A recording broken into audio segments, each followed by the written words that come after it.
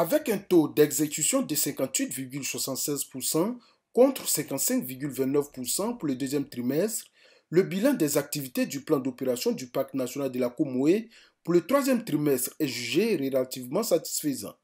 Réunis dans le département de Congo pour cet atelier, les parties prenantes dans la gestion du Parc national de la Comoé ont passé en revue toutes les activités qui ont été menées depuis le début de cette année 2019. Cette rencontre a été l'occasion pour les participants d'exposer les difficultés rencontrées dans l'exécution des projets afin d'apporter ensemble des mesures correctives. Le lieutenant-colonel Roger Kwadwo-Yao a au cours de ses travaux exhorté les communautés locales à plus de collaboration pour réduire dans certaines zones du parc les poches d'agression liées à l'orpaillage et autres activités proscrites. On constate dans certaines zones vraiment des poches d'agression, surtout pour les questions d'orpaillage.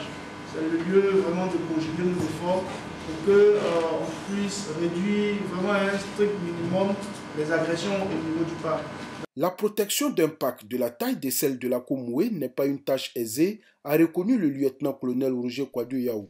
Il s'est tout de même engagé avec son équipe à poursuivre avec abnégation et dynamisme leur mission. Le directeur du parc national de la Comoé a cependant plaidé pour que les moyens soient mis à leur disposition afin de produire des résultats largement satisfaisants.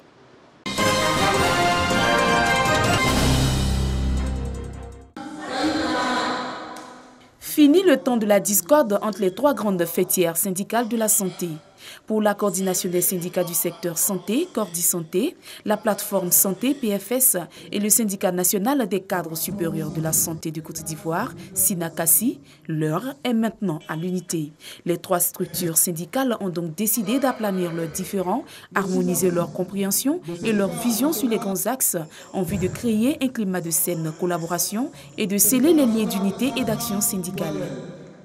Deux fêtières plus le grand SINACASI se mettent ensemble désormais pour parler d'une même voix sur les grands dossiers de lutte syndicale, de revendication donc syndicale pour optimiser les résultats, mais aussi donc pour faire avancer les discussions, le dialogue social au niveau du ministère de la Santé.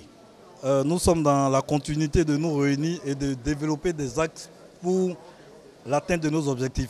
Nous allons faire des tournées communes, nous allons faire des manifestations ensemble pour un plaidoyer efficace dans l'atteinte de nos objectifs.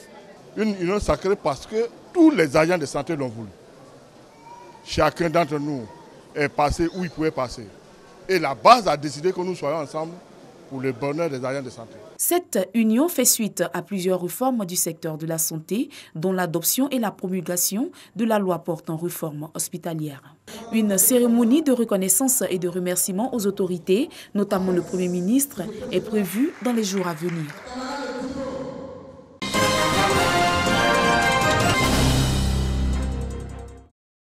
Pour le Conseil national des jeunes de Côte d'Ivoire, CNJCI, il est temps de rassembler la jeunesse des partis politiques du Côte d'Ivoire.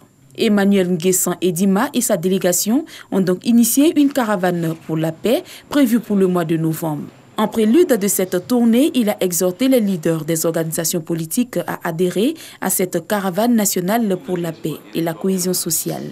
L'environnement dans lequel nous nous situons aujourd'hui appelle de notre part, en tant que premier responsable de la jeunesse ivoirienne, à prendre nos responsabilités pour engager l'ensemble des jeunes de Côte d'Ivoire sur la voie de la paix, sur la voie de la cohésion.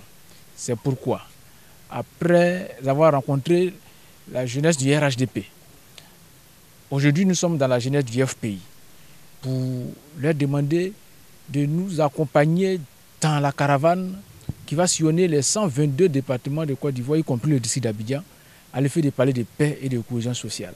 La jeunesse représente 77% de la population. Maillon essentiel dans le développement du pays, il est donc important de la sensibiliser afin de promouvoir les idéaux de paix. Cette initiative du CNJCI est bien appréciée par les leaders d'organisations de jeunesse de partis politiques. Il n'y a que la paix qui peut garantir un avenir meilleur à nous, jeunes. Et donc, c'est une nécessité qu'on marche dans cette ligne et nous nous tenons prêts à répondre à toutes les invitations de la jeunesse à répondre à toutes les invitations là où on parlera de paix et de cohésion pour que la Côte d'Ivoire reste dans une stabilité à longue durée. Créé en 2017 sous la tutelle du ministère de la Promotion de la Jeunesse et de l'Emploi des Jeunes, le Conseil national des jeunes de Côte d'Ivoire, CNJCI, œuvre pour la promotion et l'insertion socio-professionnelle des jeunes de Côte d'Ivoire.